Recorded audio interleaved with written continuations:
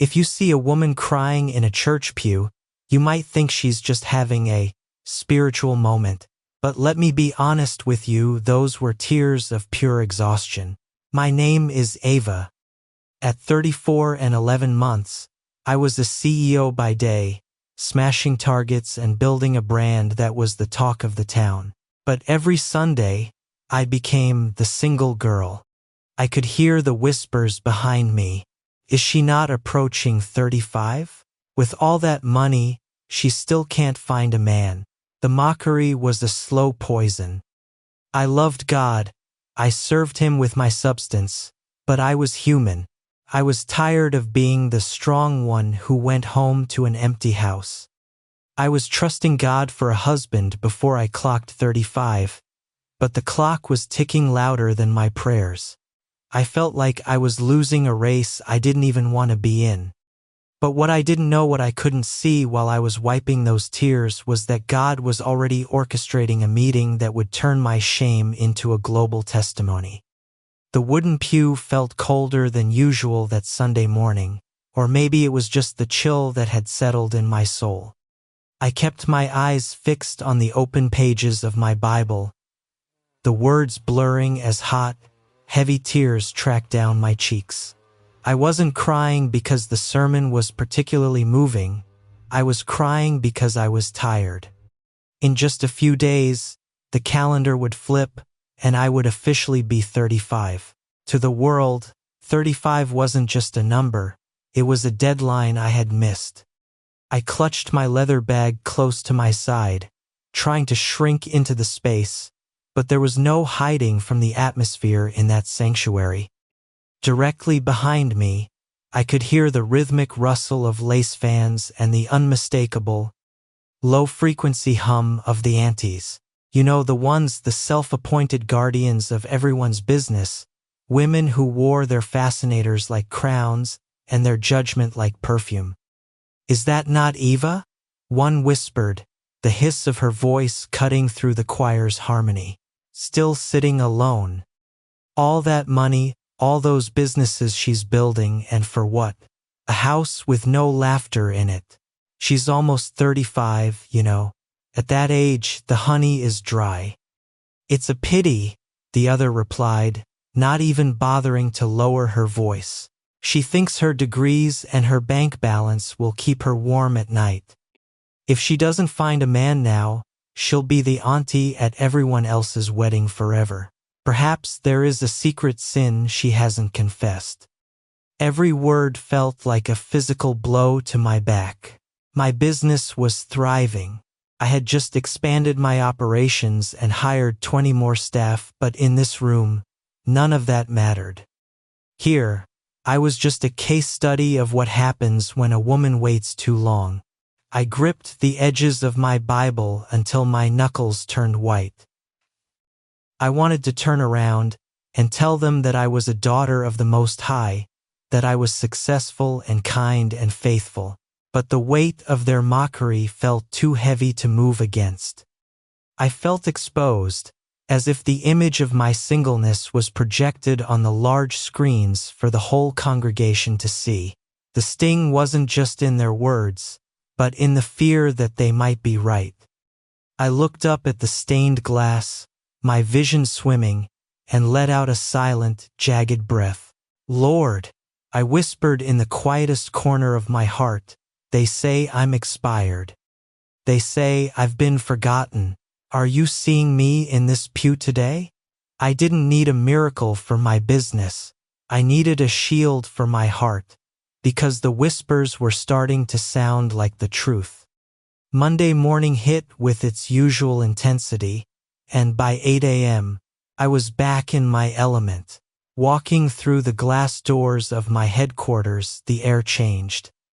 Here, I wasn't the pity case in the back of the church. I was the visionary. My heels clicked against the marble floor with a rhythm that commanded respect, and every staff member I passed offered a focused, "Good morning, ma'am." In my office, the whiteboard was a mosaic of expansion plans, logistics charts, and revenue goals. I spent the morning navigating back-to-back meetings, negotiating a supplier contract that would save the company millions, and approving the final designs for our new product line. I was sharp, I was decisive, and I was winning. When I stood in the boardroom, explaining our quarterly growth to the investors, I saw admiration in their eyes. I was the woman who had built an empire from a laptop and a dream. But as the sun began to dip behind the city skyline and the office grew quiet, the CEO armor started to feel heavy. My assistant, Titi, popped her head in to say goodnight, flashing her engagement ring as she checked her watch. "My fiancé is downstairs, Ma. Don't work too late," she chirped. The silence that followed her exit was deafening. I looked at the sleek, designer furniture and the awards lining the shelves, and suddenly, they felt like cold, expensive monuments to my solitude. I pulled out my phone and saw a notification from a family group chat, a photo of my younger cousin at her bridal shower. The caption read, "Another one off the market. Who is next?" I knew the answer the world had for me. According to the 3-5-year-old deadline, I wasn't next, I was over. I leaned back in my executive chair, staring at the ceiling. It was a strange, hollow feeling to be a lioness in the marketplace, but a wounded bird in my own skin. I could solve a supply chain crisis in 10 minutes, but I couldn't solve the ache in my chest that flared up every time I saw an empty passenger seat in my car. I was smashing every professional glass ceiling, yet I felt trapped under a floor of societal expectations that I couldn't break through. "God," I whispered, my voice echoing in the empty suite, "is this it?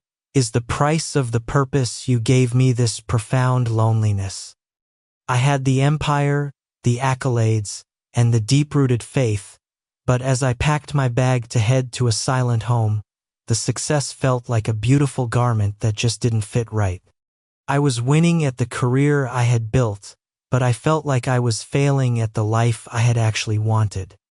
The grand ballroom was a sea of shimmering silk and sharp tuxedos, the kind of atmosphere where the air smells of expensive cologne and ambition. It was the annual National Entrepreneurial Gala, and normally, this was my playground, but that night, just 48 hours away from my 35th birthday, I felt like an imposter. I had spent the evening dodging well-meaning colleagues who asked about my business growth only to pivot to, "And how is the home front, Eva?" No one to share all this success with yet. I needed air. I turned abruptly, intent on finding the balcony, but my mind was so clouded by the social noise that I didn't see the figure moving toward the entrance. I walked straight into a solid, unwavering chest. The impact sent my clutch bag flying, and my phone skidded across the polished floor. "Oh, I am so sorry," I gasped, my professional composure slipping as I scrambled to regain my balance. "I wasn't looking where It's quite all right," a calm, resonant voice interrupted. "The room is a bit much tonight, isn't it?" I looked up, expecting to see an annoyed socialite or a frantic waiter. Instead, I found myself looking into the eyes of a man who looked remarkably unruffled by the chaos around him. He wasn't rushing to check his suit or scold me, he was already bending down to retrieve my phone. When he handed it back, his expression wasn't one of flirtation, but of genuine, quiet discernment. "You look like you were trying to escape a fire," he said with a small, respectful smile. He didn't look at me the way most men in this room did, calculating my net worth or scanning my ring finger. There was a stillness about him that felt familiar, a sort of spiritual weight that I recognized from my own prayer closet. "Something like that," I managed to say, smoothing my dress.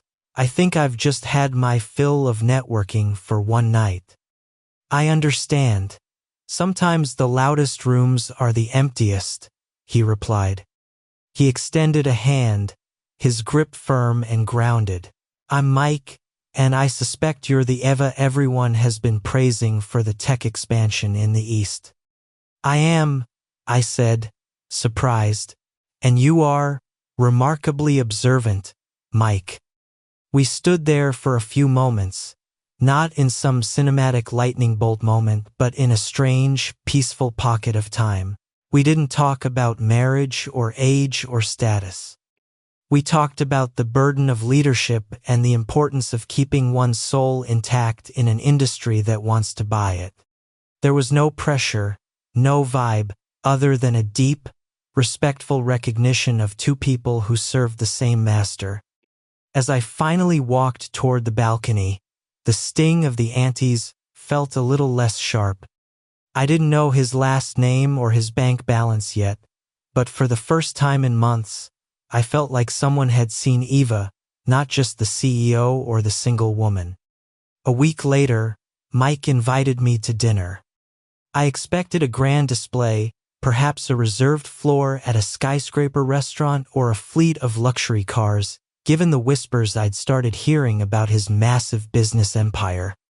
Instead, we met at a quiet, garden-style bistro that smelled of jasmine and fresh bread. When he arrived, he wasn't draped in labels. He wore a simple, well-fitted shirt and a smile that reached his eyes. Throughout the meal, Mike didn't spend a single second trying to impress me with his portfolio or his global influence. Instead, he led with his scars. He spoke openly about a season in his life where he had lost everything, not just money, but his sense of direction, and how he had to find God in the middle of the rubble.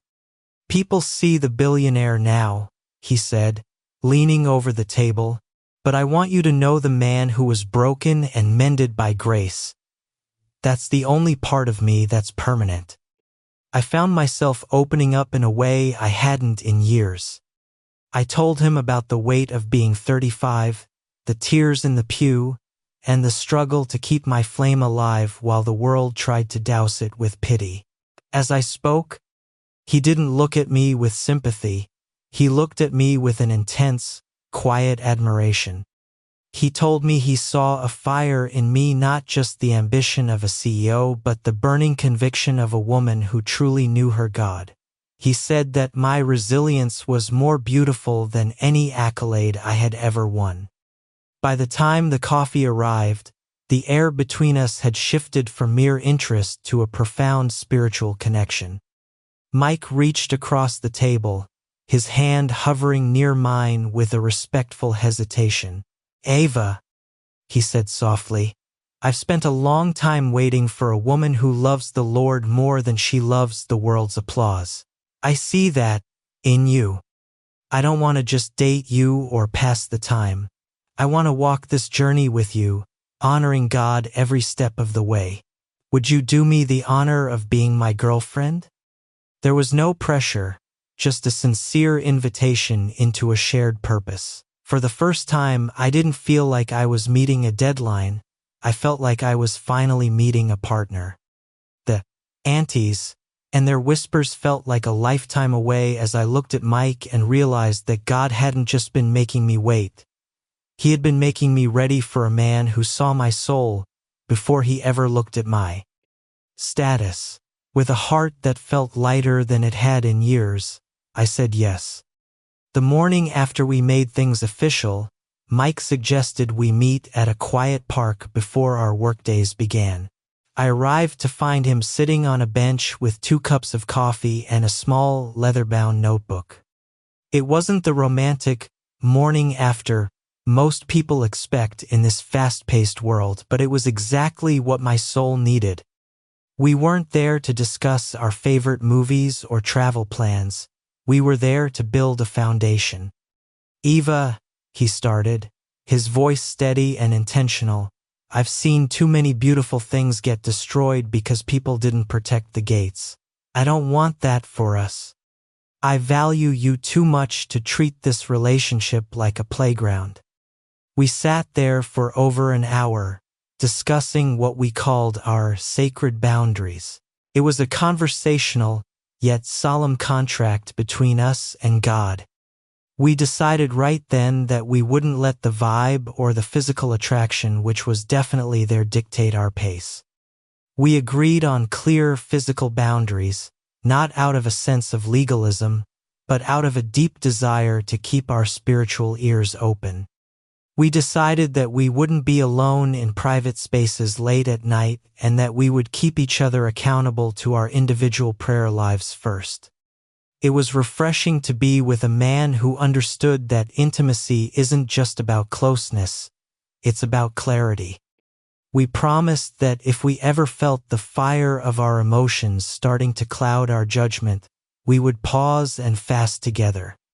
We prioritized prayer over the butterflies, making sure that every major step we took was preceded by a "what is God saying?"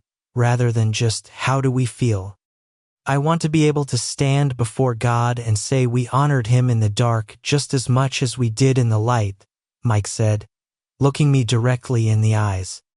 In a world that tells you to test drive everything, Mike was asking me to build a temple. For the first time in my life, I wasn't worried about being boring or too religious. I felt incredibly safe. I realized that the boundaries weren't there to keep us apart. They were there to protect the very thing we were trying to grow. As we stood up to head to our respective offices, I felt a peace that surpassed any romantic high I'd ever known. We weren't just two people in love, we were two disciples on a mission, and for the first time, I knew my heart was in hands that feared God more than they feared losing me. The next 6 months passed in a blur of shared growth and quiet strength. It wasn't a relationship of grand, empty gestures. It was a season of building. Mike became a constant in my life, but not in the way the world expected. He didn't try to absorb my light or tuck me away like a trophy. Instead, he leaned into my world. There were evenings where we sat in my home office, the glow of our laptops the only light in the room, as he helped me troubleshoot a logistics bottleneck. He treated my intellect with a reverence that moved me to tears, often saying, "Eva, your mind is a gift to this generation. How can I help you protect it?" He saw me as a partner in every sense, a co-laborer in both business and spirit. While we were building our private sanctuary, the world outside hadn't stopped spinning. The pressure was still there, lurking in the comments of my social media posts and the pointed questions at family gatherings. The aunties were still talking, though their tune had changed from pity to a sharp, suspicious curiosity. "Is it serious?" they'd ask, eyes gleaming. 35 is almost gone, Eva. Don't let him just friend you forever." But the sting was gone. I was no longer that woman trembling in the church pew because, for the first time, I had a shield. I remember a wedding we attended together 3 months in. The Procances, a distant relative, approached us, her smile tight and artificial. "Eva, dear, we're all just waiting for the big announcement. You know, once a woman hits a certain age, the clock doesn't just tick, it screams." Before I could even formulate a polite, guarded response, I felt Mike's hand settle firmly and warmly on the small of my back. He stepped forward slightly, his presence commanding yet perfectly calm. "Actually," Mike said, his voice carrying that unmistakable authority of a man who knows his God, "Eva is exactly where she needs to be. We aren't living by a clock, we're living by a covenant. And in God's kingdom, nothing is ever late. It's always right on time." The relative blinked, silenced by his unwavering confidence. In that moment, I realized that Mike wasn't just my boyfriend, he was my covering. He didn't just love me, he defended the pace of my life. He made it safe for me to be 35 and still waiting, because he knew the wait was almost over. Our dates remained centered on our boundaries: late-night prayer calls instead of late-night compromises, and weekend service projects instead of mindless scrolling. We were growing deep roots, And as the months ticked by toward the half-year mark, I realized I wasn't just falling in love with a man. I was falling in love with the peace he brought to my soul. The deadline I had once feared had become a bridge, and I was walking across it with my head held high. The night before my 35th birthday felt like the final mile of a marathon I hadn't asked to run. I stood on my balcony, the city lights shimmering like distant promises, but my mind was stuck on the image of that church pew from a year ago. Tomorrow was the big 3 to 5. It was the day I had once circled in my mind with a red pen of dread, the day society had told me I would officially become past my prime. Even with Mike in my life, the old ghosts tried to claw their way back into my heart. We had been courting for 6 months, a half year of the most intentional, God-honoring connection I had ever experienced. But as I watched the clock tick toward midnight, the what-ifs began to whisper. What if he isn't the one? What if he's just another beautiful season that doesn't lead to a lifetime? What if tomorrow comes and goes, and I'm still just Eva, the single CEO? I reached for my Bible, my fingers tracing the worn edges of the pages. I thought about our conversations, our prayers, and the way Mike had shielded me from the whispers of the world. He hadn't dropped any hints about a proposal. There were no secret meetings with my parents that I knew of, no mysterious boxes hidden in his car. Part of me felt guilty for even wanting it so badly. I told myself I should be content in the now, but the human part of me, the woman who had endured the mocking smiles of the aunties, for years ached for the security of a forever. But I began to pace my living room, my heart a battlefield between faith and anxiety. I knew Mike loved me, and more importantly, I knew he loved God. But the trauma of being told I was late for so long had left a scar that throbbed under the pressure of this specific date. I looked at my reflection in the darkened window. Was I enough if the ring didn't come tomorrow? Could I walk into my 35th year with the same joy if I was still just engaged to the process, instead of engaged to the man?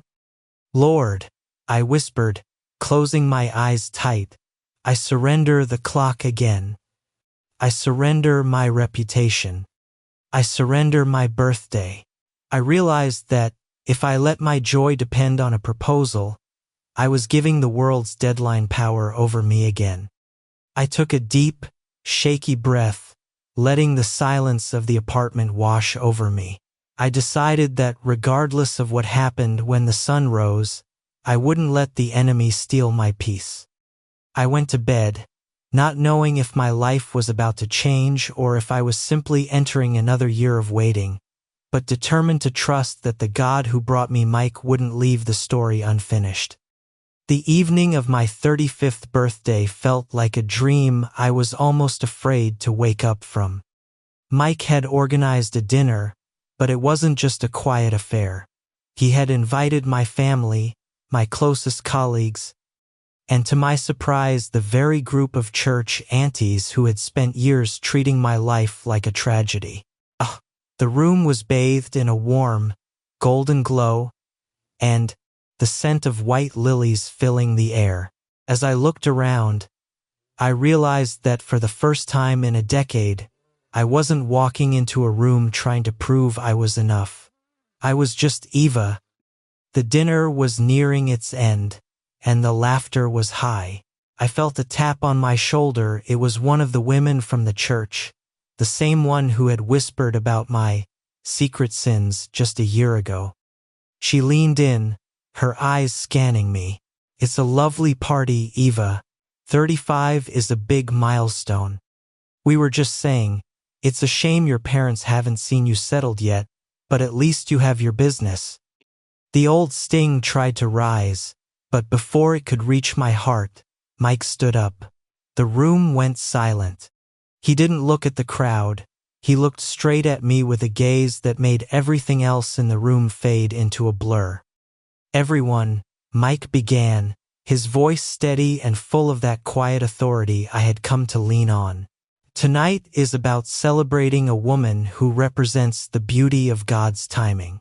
For months, I've watched Eva lead with integrity, serve with passion, and trust God when the world was shouting that she was late.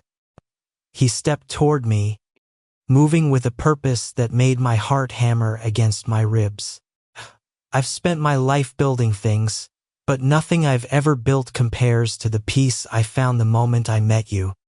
We promised to honor God with our boundaries, and tonight, I want to honor you before Him and everyone here. Right there, in front of the skeptics, the mockers, and the loved ones, the billionaire who the world thought was untouchable dropped to one knee. He pulled out a ring that caught the light like a promise kept. Eva, you aren't settling at 35. You are arriving. I don't want to spend another day of my life without your fire beside mine. Will you do me the honor of becoming my wife? The silence in the room was absolute for a split second before it shattered into cheers. I looked at the aunties, whose faces had shifted from mockery to pure shock, and then I looked back at Mike, the man who had seen my soul in an elevator and defended my heart in the storm. The tears that fell this time weren't from the pain of the pew, they were the overflow of a promise fulfilled. Yes, I whispered, then louder so the whole room could hear, yes. As he slipped the ring onto my finger, I realized that my 35th birthday wasn't the end of my story. It was the moment God decided to turn the whispers of my enemies into a front row seat for His glory. 6 months of honoring God had led to a lifetime of yes, and as Mike held me, I knew that every single tear I'd shed in that church pew had been worth the wait. A few weeks after the wedding, I found myself sitting in the quiet of our new home, the late afternoon sun streaming through the windows and dancing off the gold band on my finger. I pulled up my phone and scrolled back through my gallery until I found the photo from that Sunday morning. I looked at the woman in the image, the one with the tear-streaked face and the white-knuckled grip on her Bible, and for the first time I didn't feel her pain, I felt her peace. I realized then that the tears I shed in that pew weren't signs of a life falling apart. They were the clearing of the ground for a new foundation. For years, I had walked around with a hidden not enough sign taped to my heart, believing that every year that passed without a husband was a mark against my value. I thought God was being slow or worse, that He was being silent because I had failed some invisible test. But looking at my life now, I see the truth so clearly. The wait was never a punishment. God wasn't ignoring my prayers. He was protecting the answer until the environment was right. If I had met Mike at 25, I wouldn't have been the woman I am today, the CEO who knows her worth isn't in her balance sheet, and the disciple who knows her strength comes from the secret place. God was preparing a billionaire-sized blessing, not just in terms of wealth, but in terms of character, depth, and spiritual alignment, for a CEO-sized heart that had been forged in the fire of independence and faith. I looked at the aunties in the background of that old photo, their heads bowed in gossip, and I smiled. Their whispers had been the background noise to my miracle. They saw a woman expiring. God saw a woman emerging. My story isn't just about getting married at 35. It's about the fact that God's no is often just a not yet for something much greater than you dared to ask for. I put my phone down and looked out at the horizon, feeling a profound sense of gratitude. If you're sitting in that pew today, feeling the weight of the clock and the sting of the whispers, please hear me. You are not behind. You are not forgotten. You are in the middle of a masterpiece. I am Eva, and I'm a witness that when you surrender your timeline to the one who created time itself, He doesn't just meet your expectations, He exceeds them in ways that make the wait feel like a blink of an eye. Truly, I was single at 35, but then, In His perfect way and His perfect time, God came through. The story of Eva and Mike is a powerful reminder that the deadlines set by the world are not recognized by heaven. When we look at that image of Eva in the pew, we see a woman who felt her time had run out. But in reality, she was just at the threshold of a new beginning. God used her 35th year not to mark her expiration, but to showcase His excellence.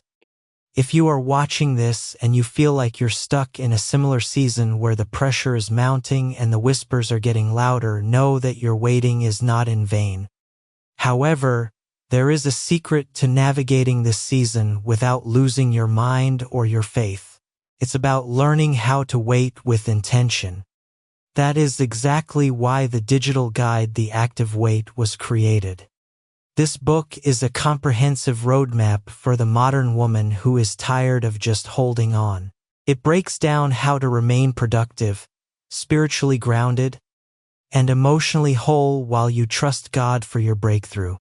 The Active Wait teaches you how to build your own empire and prepare your heart so that when your Mike arrives, you aren't just meeting him, you're ready to build with him.